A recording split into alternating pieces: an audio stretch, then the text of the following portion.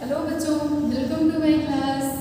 बच्चों, आपका एग्जाम बहुत नज़दीक है, ठीक है। अभी आज किसका पेपर है? हिंदी का। और हिंदी के पेपर के बाद अब आपका कौन सा पेपर आएगा? बायो का, ठीक है। तो अब आपके पेपर का आगाज हो चुका है और मैं आशा करती हूँ कि आगाज आप बहुत अच्छा करोगे और फिर लास्ट में जो अंजाम होगा वो बहुत बहुत बहुत ज़्यादा बेहतरीन रहेगा, ठीक है। तो आज तो हिंदी का पेपर है, अब थोड़ा हम बायो की चर्चा कर लेते हैं। बायो के कुछ क्वेश्चन का डिस्कशन कर लेते हैं जो आपके एग्जाम में हमेशा पूछे जाते हैं। तो इसमें से आपका आज का टॉपिक है अनुवांशिक रोग। अनुवांशिक मतलब वे रोग जो एक पीढ़ी से दूसरी, अनुवांशिकता क्या कहलाती है? एक पीढ़ी से दूसरी पीढ़ी में लक्षणों का स्थानांतरण क्या कहलाता है? अनुवांशिकता। अब अनुवांशिक रोग क्या होगा? एक पीढ़ी से दूसरी पीढ़ी में अनुवांशिक रोगों का क्या, एक पीढ़ी से दूसरी पीढ़ी में रोगों का स्थानांतरण ही क्या कहलाएगा? अनुवांशिक रोग, ठीक है। मतलब अगर किसी के माता पिता को कोई बीमारी है, जब वो उसके बच्चों में भी चली जाए, उसके बच्चों में भी हो जाए, तो इस तरह के रोग किसमें आएंगे? अनुवांशिक रोग में, ठीक है। जैसे अगर हम उदाहरण की बात करें, उदाहरण में जैसे आपने पढ़ा होगा डाउन सिंड्रोम,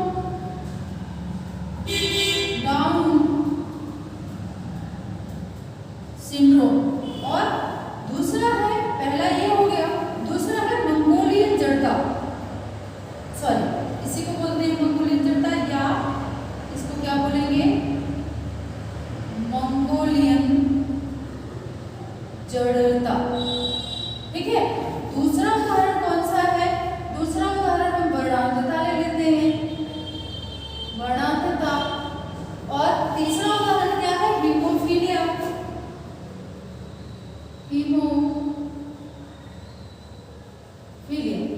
ठीक है।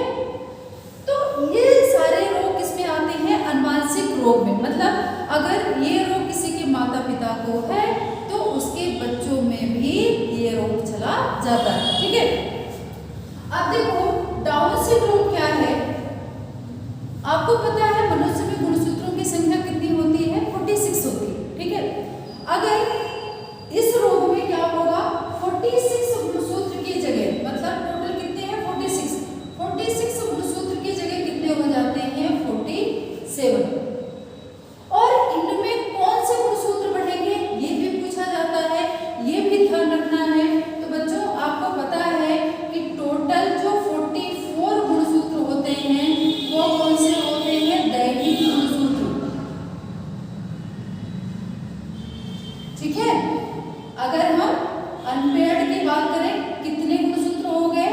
कितने दैहिक गुणसूत्र हो गए? 44। पेयर में कितने हो जाएंगे? 22, 22 दूना 44, ठीक है। तो ये जो दैहिक गुणसूत्र हैं 22 जोड़े, उसमें से जो 21वीं जोड़ी का गुणसूत्र है, 21वीं जोड़ी का गुणसूत्र कौन कौन सा होगा? आपको पता है कि स्त्री और पुरुषों में भी कौन कौन सा होता है दैहिक गुणसूत्र? X और X। तो जो ये 21वीं जोड़ी का गुणसूत्र है ना, जब इसमें एक गुणसूत्र बढ़ जाए, 3 हो जाए, 2 की जगह 3 हो जाए, तो टोटल नंबर ऑफ गुणसूत्र भी कितने हो जाएंगे? 44 की जगह कितने हो जाएंगे? 45, ठीक है।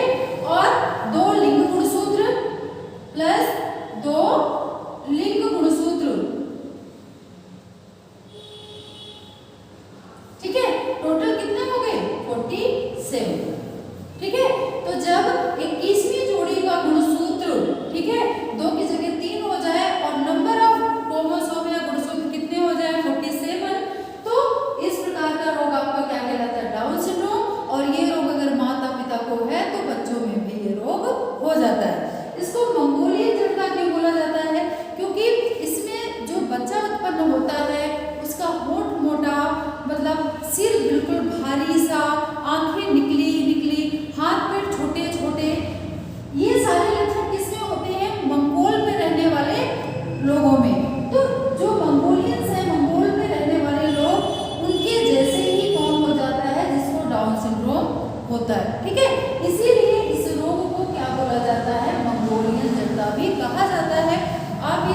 रखना, कभी कभी डाउन सिंड्रोम की जगह मंगोलियन जड़ता भी पूछा जाता है। या फिर ऐसे कोई देगा कि उस अनुवांशिक रोग का नाम बताइए जो 21वीं जोड़ी की एकाधी सूत्रता मतलब एक गुणसूत्र ज्यादा, एकाधी सूत्रता के कारण होता है, तो वो भी कौन सा है आपका डाउन सिंड्रोम या मंगोलियन जड़ता। और वर्णांता क्या है?